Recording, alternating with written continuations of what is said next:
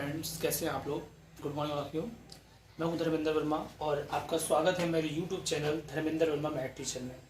आज हम आप लोगों को पढ़ाएंगे जो श्रेणी क्रम संयोजन होता है, यानी जितने भी प्रतिरोधों का संयोजन होता है वो पढ़ाएंगे, यानी प्रतिरोधों का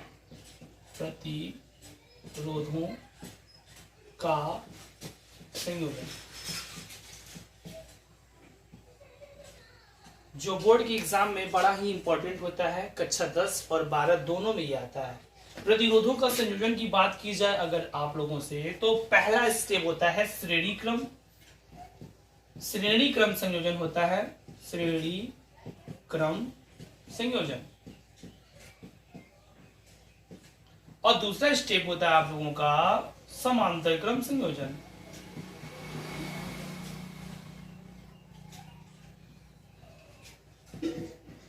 क्रम संयोजन, ये दो श्रेणी क्रम और समांतर क्रम संयोजन होते हैं जो कि बोर्ड के एग्जाम में आपके लिए बहुत ही महत्वपूर्ण होता है। इन्हीं दोनों के बारे में कैसे प्रूफ किया जाता है, इसका डेरिवेशन कैसे होता है, वो हम आप लोगों को समझाएंगे। तो देख लीजिए, सबसे पहला आपका श्रेणी क्रम संयोजन जो होता है वो होता है R equal to R1 plus R2 plus R3 plus dot dot dot. ये आपका श्रेणी क्रम संयोजन के लिए होता है सूत्र, और यह कैसे सिद्ध किया जाएगा इसके बारे में हम आप लोगों को बताएंगे।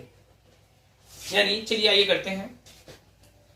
यानी श्रेणी क्रम संयोजन में सबसे पहले हमें करना क्या होता है, एक सीरीज हमारी लगी होती है। अब इस सीरीज में किस तरीके से ये चीजें जोड़ी जाती हैं,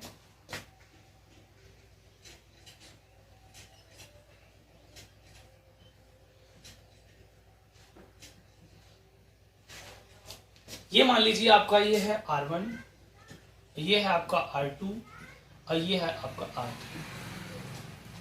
इसको हम बहुत ही साधारण तरीके से बताएंगे। अगर श्रेणी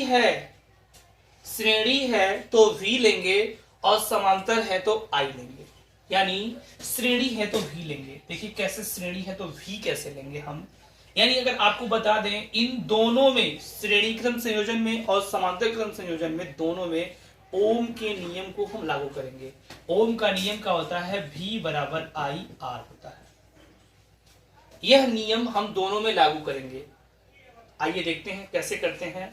यानी मान लीजिए पहला वाला ये V1 से जुड़ा हुआ है, ये V2 है और ये V3 है। अर्थात अगर हम बात करें, ये विभवांतर होते हैं जो आपके जोड़े जाते हैं। यानी इन प्रतिरोधों को विभवांतर के क्रम में जोड़ा जाता है। यानी कह सकते हैं ये V से डिनोट करेंगे, ये V1 plus V2 plus V3, ये तीन चीजों को जोड़ा गया है। और ये हम देख सकते हैं V, अगर यहाँ पे V equal to I R है तो V की जगह पे आई आर यहाँ पे रख देंगे। V की जगह पे क्या रखेंगे, आई आर रखेंगे V की जगह पे। अब ये 1 है तो चलेंगे हम 1 करके, यानी IR1 धन IR2 धन IR3। यानी V बराबर IR होता है तो V की जगह पे हमने IR लिख दिया। अब यहाँ पे 1 2 3 है तो इस प्रोसेस में लेके चलेंगे तो V1 यानी IR1 और V2 यानी IR2 और V3 तो IR3।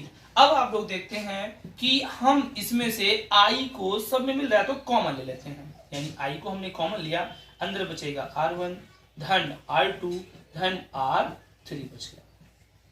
ये चीजें बच गई। अब यहाँ पे हम I देखते हैं, कॉमन में मिल गया और ये गुणा में है। अब इसको हम इधर भेजेंगे तो ये भाग में हो जाएगा। अर्थात हमारा हो जाएगा आई आर बट्टे आई इक्वल टू R1 धन R2 धन R3 हो जाएगा।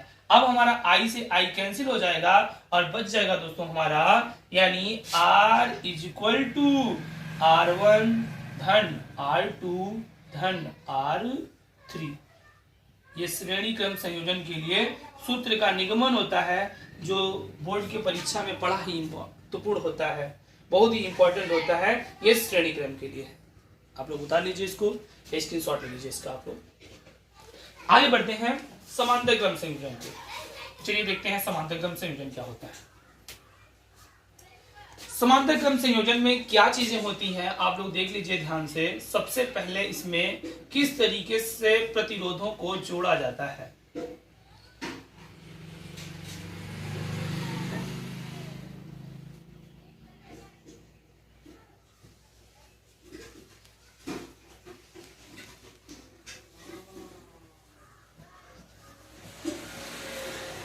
यहां पे आपका R1, ये R2 और ये R3, यानी कह सकते हैं हमने आपको बताया है कि श्रेणी है तो V और समांतर है तो I को लेके चलेंगे।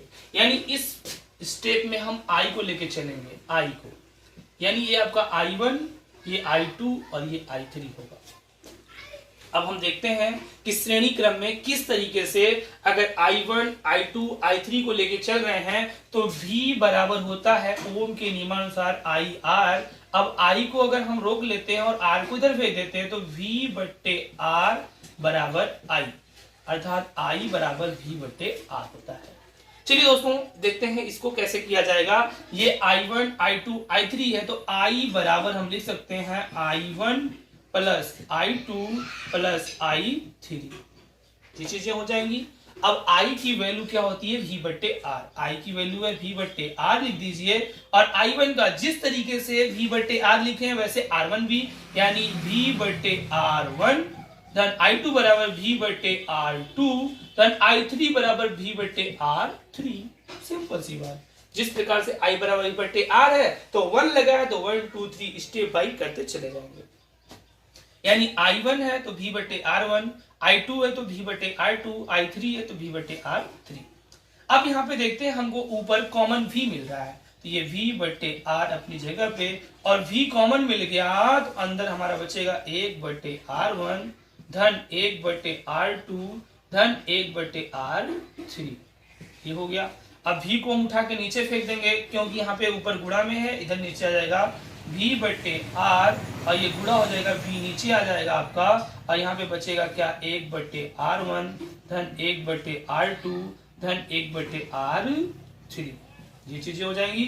इस V से V को कैंसिल कर देंगे, ऊपर बचेगा क्या 1 बट्टे R बचेगा, बराबर बचेगा 1 बट्टे R1 धन 1 बट्टे R2 धन 1 बट्टे R3, ये चीजें आपकी हो जाएंगी समांतर क्रम संयोजन के लिए सूत्र।